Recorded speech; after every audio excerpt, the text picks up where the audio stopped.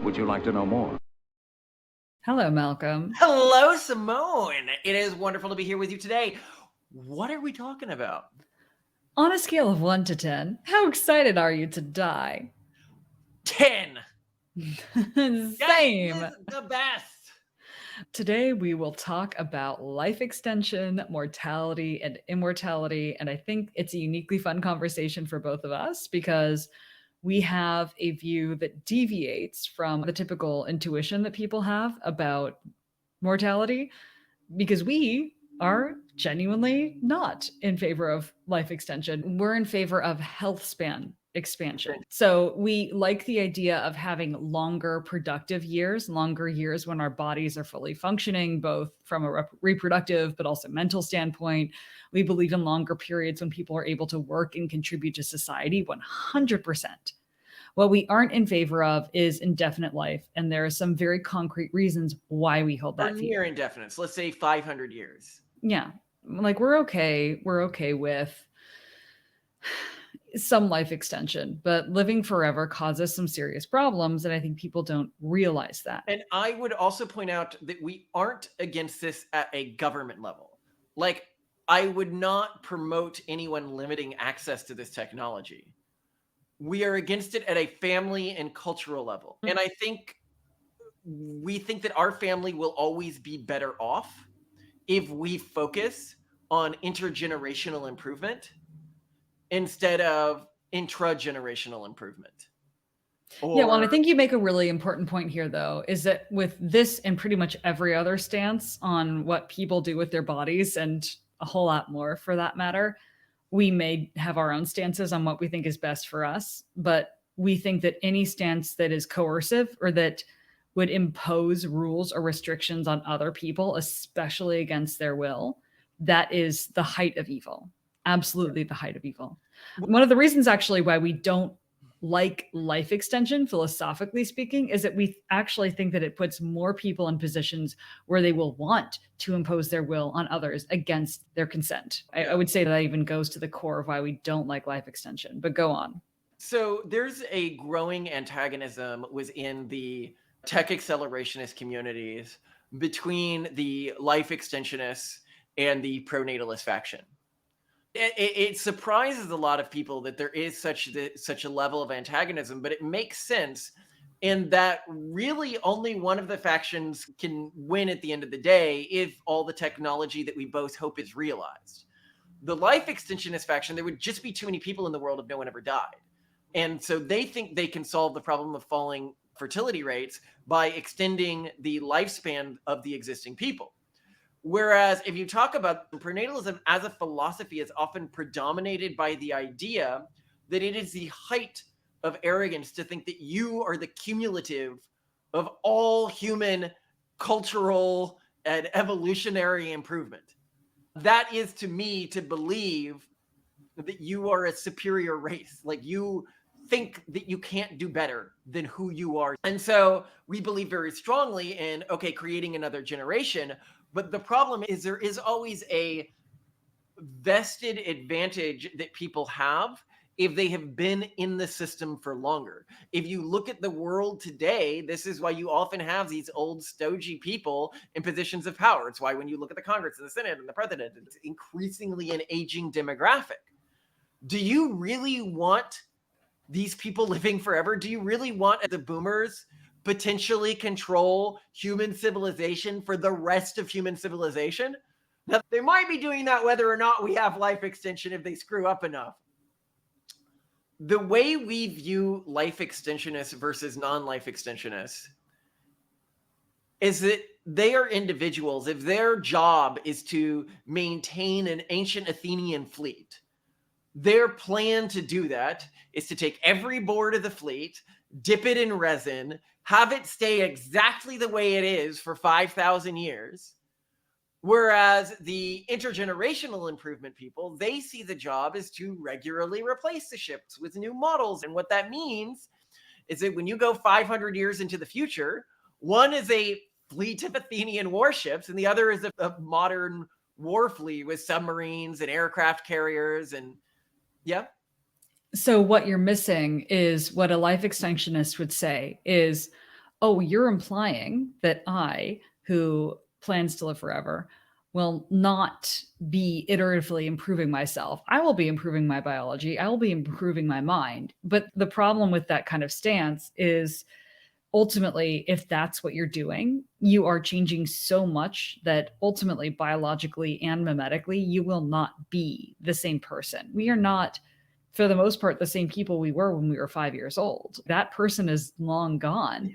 And so the idea that you wouldn't just follow a far more efficient pathway and have kids or pass on your ideas to other people and let those ideas strengthen themselves through different perspectives and different bodies is ridiculous. Like, why would you undergo these crazy interventions to somehow iteratively improve technically in the same body or technically in a discontinued string when you could just do the system that has worked for I love millennia? that point so much. And so to use the analogy I was using before, it would be like the person who's, no, I'm not dipping all the boards in resin. What I'm doing is like technologically upgrading the ships and everything like that. So in 500 years, the ship that used to be a trireme will now be a modern submarine or an aircraft carrier. Exactly. And your point being, so you've functionally done nothing. You haven't preserved anything. So why are you so afraid to give another generation a shot?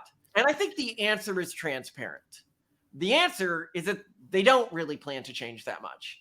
They want to maintain some level of continuity with who they are today. And if we look historically, generations just don't do that.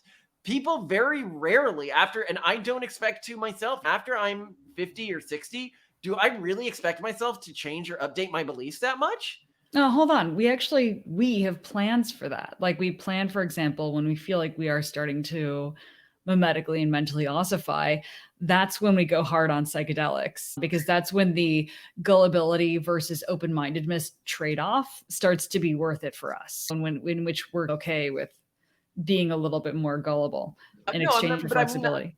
absolutely. And I think there are ways around this. And this is one of the things that life extensionists will say. They'll say, you extend young age until later in life, people's mental ossification won't happen in the way it happens with existing people today. And I think that is a hypothesis, but I think we will find that hypothesis is wrong as soon as life extension is invented. And I'd actually love it if life extensionists could take a stand. If it turns out that people don't actually update their beliefs that much when they're able to stay young for longer, do you then say, okay, in that scenario, life extension is bad and we should stop it? And the answer is no, you don't, because you don't really believe that. But You actually, Malcolm, you're focusing on the wrong thing completely. This is not about mental ossification. This is about adverse incentives. The primary reason why life extension is non-beneficial to populations is the cumulative power, wealth, and advantages that someone gains with time. So the more you are alive, the longer you are alive, especially if you're mhm, mhm. successful and wealthy enough to afford life extension, which, let's be clear, this is something that only the wealthy are going to be able to afford. We're seeing in the United I think States, we're seeing that's a false dichotomy. I don't no, think no, the wealthy. we're seeing lifespan fall down right now. I think only if you Well, are yeah, but wealthy let's and give the educated. benefit of the doubt. Let's say Okay, the let's say that person. anyone's able to do it, but the longer you are living, the more you have to defend, the more stuff you have, the more incentive you have to take what you've built and keep it. So now it's you versus a bunch of other people who might supplant you, who might take, things you want, who might use up resources that you want access to, who might take attention that you want, who might erode your political influence. What are you going to do? You are going to try to shut them out. The reason why we have a gerontocracy now is that the people who are in power now have been defending their positions of power. They're not letting new people come in and take their place. And That when you have life extension, you have people who are very strongly incentivized to prevent younger generations, new ideas, new perspectives, people also who, very importantly, have grown up in the new modern world of that time and know better than those who grew up in a different world what that new world needs. Those people are being kept out of positions of power and influence. They're being prevented from building new solutions. And that is extremely dangerous to human society. So, as much as I am against coercive measures to stop people from doing what they want to with their bodies, I do think that society on the whole is made much weaker if you have a ruling class of very old people. I think that's a really excellent point, and I want to expand on it because I think A lot of people can look at this and they're like, that's not intrinsically true, but it is intrinsically true. If you have built your power within an existing social or economic system, if you've built your wealth within an existing social or economic system, you lose if that system changes. You are always and intrinsically, or almost always and intrinsically, motivated to prevent improvement of the social and economic systems within which you reside. Whereas the youth are always motivated to change those systems because they benefit most from those changes. And that is what allows for civilizational advancement. In addition, when people say you'll be able to stay mentally younger forever, that is true. But to Simone's point, you never get to grow up again within the new iterative social system that has been built. You can really only have one set of formative years, one set of 5 to the age of 15. You might be able to stay 20 forever, but you're not going to want to increasingly revert to the age of 5 and then start over again. I don't think that's a society that any life extensionist is looking to create. When we see the way that our kids are engaging with technology like AI, it gives them a perspective of AI that we could never replicate in ourselves, even if I was able to stay 20 forever. A 5-year-old growing up alongside AI is going to have an understanding for how that technology can change our society that a permanent 20-year-old vampire person is never going to. And when you prevent this intergenerational baton passing of power, what you're really preventing is societal advancement and social experimentation and the motivation for those things at the structural level of society. Yeah. And what we've seen a lot of people say on the life extension side, because I'm trying to present their arguments as best I can, it's not fair for us to just straw man them, is okay, I will admit that maybe we're not going to completely mimetically and biologically replace ourselves. The whole point of life extension is we want to keep some element of ourselves as continuous. Okay, grant that. And we also admit that being very old will lead to some adverse incentives, that people will be incentivized to accumulate power, accumulate influence, and entrench themselves in these strongholds of power and prevent new generations from coming in to influence things. But don't worry, we'll just create laws that force essentially term limits in positions of power, or after a certain number of years, you have to give all your wealth to the next generation. And I think it's very naive to hold those views, because when has that ever worked? When has power ever been passed to people and those people promise, oh yeah, no, we promise. Yeah. This is just temporary. Maybe there's some precedent for it. But yeah, it's really hard to imagine. I'm even trying to think of maybe there's some kind of blockchain connected to whatever like life extension biology they have, where if literally their wealth doesn't transfer out of a certain account by a certain age, then like their biological anti-aging thing turns off. But they would find a way around that. You know, they would find a way to create shell companies that hold the money. I just, it's, the incentives are too strong. And those are the only arguments that I've seen that come close to defending this position. And also, I just can't understand how somebody could think it's better than the system we have now, especially with the genetic changes that are happening in that system. So when you have a kid, you know, a lot of that kid's sociological profile is influenced by your genetic makeup, but you're getting to choose anyone you want in the world to, because unless you think you're perfect, which I don't, I chose a partner based on somebody who filled the flaws that I felt in myself. So I get to, one, mix my DNA with anyone I was able to convince to marry me in the world, the person who is infinitely better than me. And then I get to have this next iteration of myself, give them any childhood I want to give them, hopefully give them access to a better education than I had access to, prevent them from having any of the hangups that I may have developed in my own childhood by giving them this better childhood. And then better than all that, throughout their childhood, they get the chance to say, hey, Dad, this thing that you've come to believe is wrong. They are not affected by my biases. And one of the great things about research into biases that you see over and over again is knowing that you have biases does not prevent them from affecting you. Knowing that something is like a psychological trick in your brain doesn't make you immune to it. And so you have all these rationalists and AA people who are like, oh, I've studied all the way people come up with biases. And it's like, yeah, but did you also study that knowledge doesn't protect you from those biases hardly at all? Because that's in the research as well.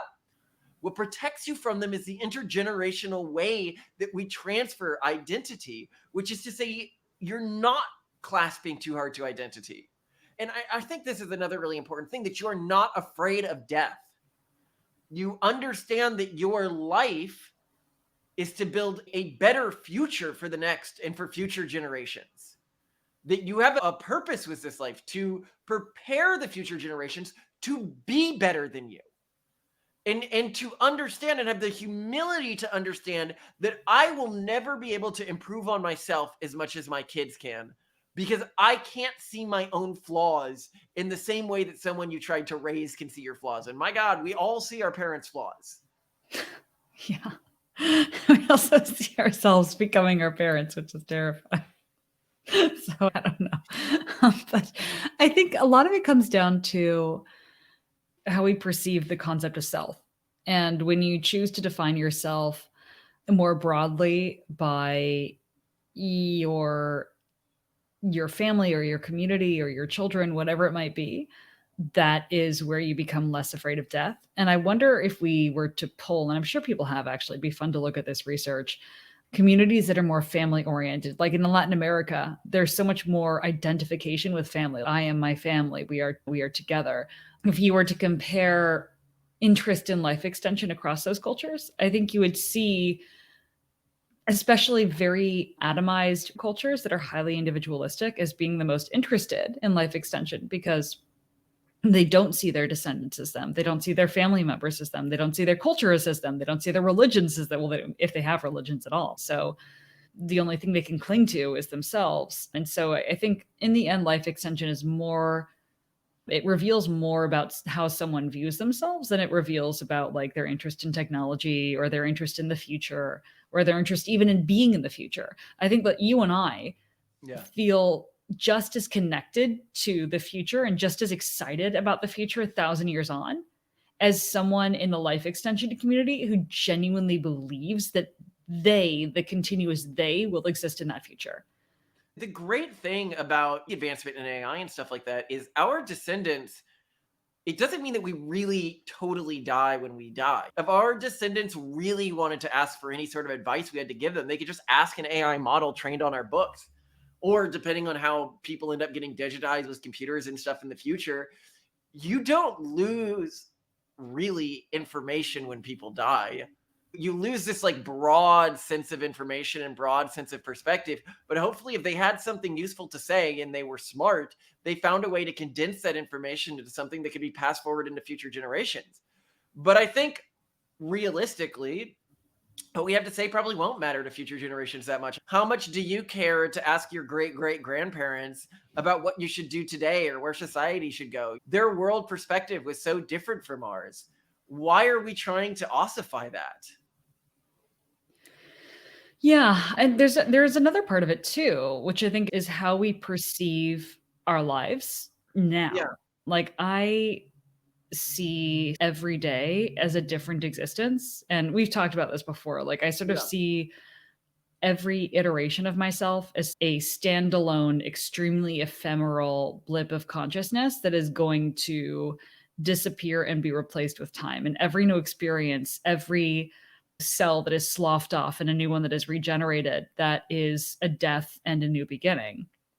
And the person that I was even 5 years ago, like we can go back and look at old YouTube videos of us talking, and I feel like I'm looking at a complete stranger. Yeah.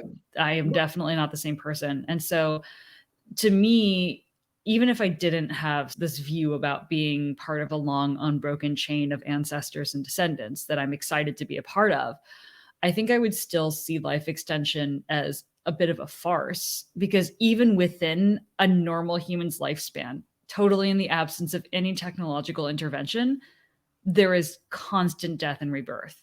and we are definitely not the same people. We are definitely not an unbroken chain. So this idea that somehow we ever could be, it's chasing after something entirely impossible. When this comes to how you see continuation or the existence of a thing, and the ship of Theseus example is one we always used to love to use here, which is you have this old wooden trireme traveling around the Mediterranean, and boards keep rotting and it keeps replacing them with new boards. And then people ask, okay, at the end of the journey, it's all new boards. Is it the same ship? And then they ask, okay, suppose somebody had been following the ship of Theseus and taking all the boards that were thrown overboard and then rebuilt an exact copy of that ship with those boards. Now, which is the real ship? And your body is doing this with memories, with cells, with perceptions. The real answer is it depends on which definition you've used for continuation, which is the real ship. And to some extent, it doesn't matter which is the quote unquote real ship because Right. things change iteratively over time. Yeah. So then the question becomes, okay, how do you really define the ship of Theseus? The ship of Theseus is defined by its purpose, why it exists, a thing to move people. In the same way that fleet was defined by its purpose. And that the person who decided to preserve every aspect of the fleet instead of iteratively improve it over generations defeated the purpose of the fleet by trying to maintain a sense of continuity within it. And it's the same with identity. Why do you exist? You exist to create a more prosperous future for our species. Your existence is defined not by your ability to indulge in the self, but by your ability to contribute to the collective human tradition and identity. And that is always best done through intergenerational improvement. In the same way that the ship of Theseus, as soon as you let go of the idea that who you are as a continuous entity really exists in any meaningful context to begin with, then you can say, oh, then what I am is my purpose. And if what I am is my purpose, do I better serve that purpose by living for a really long time? Or do I better serve that purpose through intergenerational identity transfer?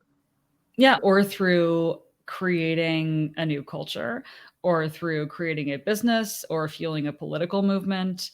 If what we're describing doesn't feel intuitive to you at all, what I would encourage you to do, if you're watching this or listening to this, is write yourself a letter in the future or leave yourself a voice memo for the future. Simone does So this all the time. I do this all the time. It's really fun. I think the whole like my sense of continuous identity fell apart the first time I did this to myself. And it was a school exercise in our freshman year of no, actually it was in middle school.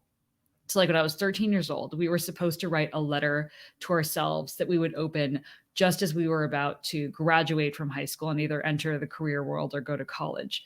And reading a letter from myself around 10 years in the past made me realize just how much I really wasn't the same person anymore. And I could understand the interests of that person. I could understand that we were both in the same kind of boat and interested in a lot of the same aims, which of course was selfish betterment, right? Oh, I hope these things for myself and I hope those things for myself.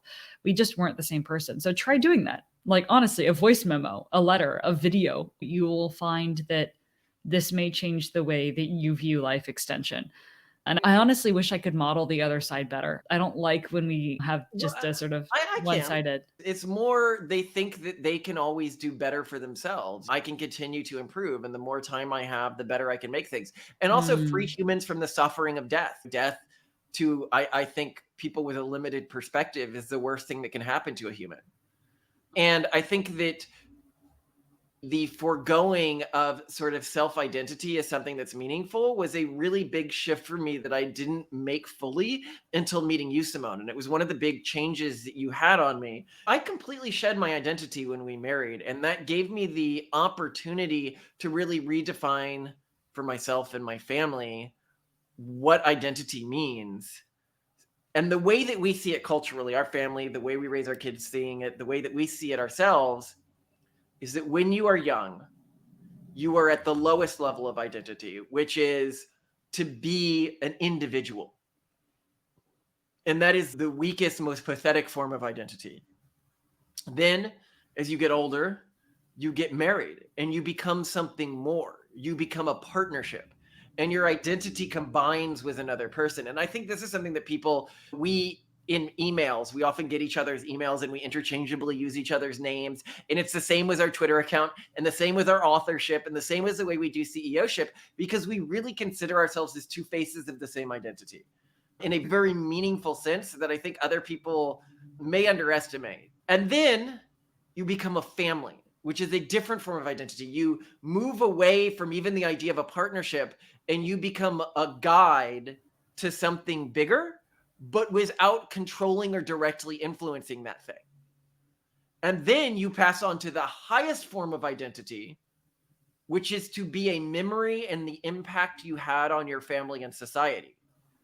So life is a transition away from being trapped in this singular meat shell to being a more expansive concept. And it is almost like being Freudianly trapped at an early stage of development from the perspective of our family culture to genuinely fear your own death outside of your own death happening before you can complete what you wanted to complete in life. And that is something I fear constantly. But that fear goes away with everything I complete. Every kid I have, every time I put together some aspect of their education system so it could function even after I die. Another one of our books that we put together so that they would have some guidance if we died. I see it as a list of tasks I have to do before I am free to die without consequences. Yeah, but it's also very, I think, very comforting. I think it's difficult Yeah. and scary to be afraid of death. I wouldn't even say it's like an important ending. I would just say it's almost ridiculous. The transition in a It cycle. it's not even that much of a transition. It's just it's irrelevant.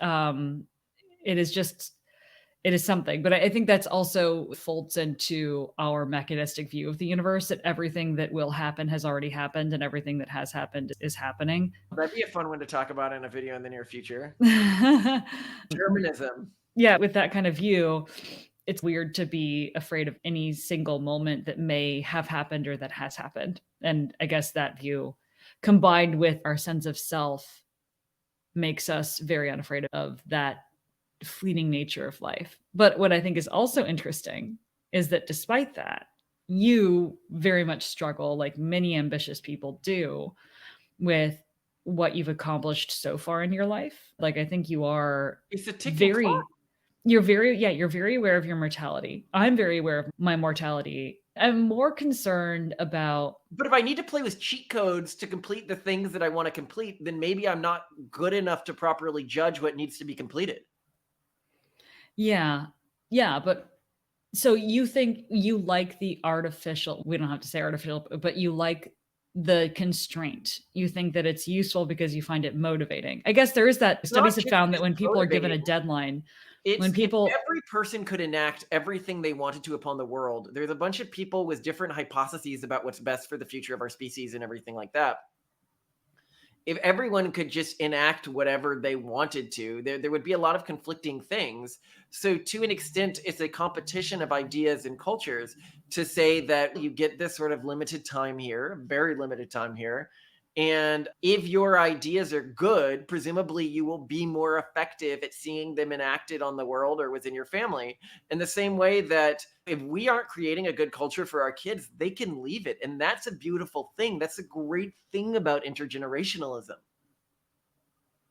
Yeah, I also think that studies have shown that when you give someone 2 weeks to complete a project, they complete it in 2 weeks. When you give them 2 years to complete the exactly same project, they take 2 years. Yeah. So, yeah, having infinite time doesn't necessarily help you. If anything, it delays society's receipt of your hard work. That's a really interesting point I just noticed.